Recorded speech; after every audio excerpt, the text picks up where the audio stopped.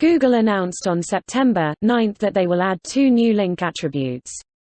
They intend to support webmasters in their daily tasks to define the character of an ingoing or outgoing link. Until now we only had the nofollow attribute. This sent a signal to Google to not count the nofollow links when performing their link evaluation and link calculation. Discussion has never stopped yet. People wondered whether, and if yes, how nofollow links nevertheless were rewarded by Google in the past years. Nofollow links, Google adds new link attributes. Google now adds 2 more attributes. The intention is to offer additional ways to identify to Google search the nature of particular links. The attributes are rel equals sponsored and rel equals UGC.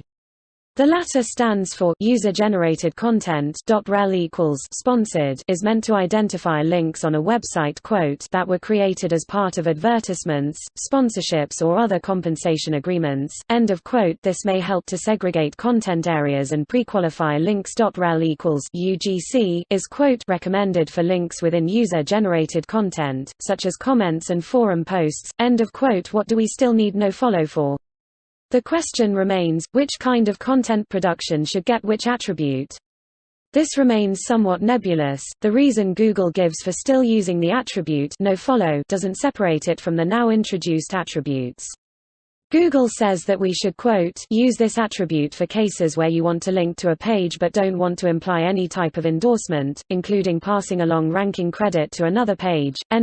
This sounds quite reasonable in itself. Clarifications for the attributes needed. What the recommendation not does, is to clarify wherein the differences in the evaluation lie from Google's point of view. As an example, when a long-term user or commentator of a website likes to buy ad space for an in-depth review of some products he uses for the sake of branding himself, the owner of the website closes a deal with the user but does not want to give any credit to the link. This is difficult as the user's article is sponsored user-generated content and the website owner doesn't want to imply any type of endorsement, including passing along ranking credit to another page. Practical adaptation remains difficult.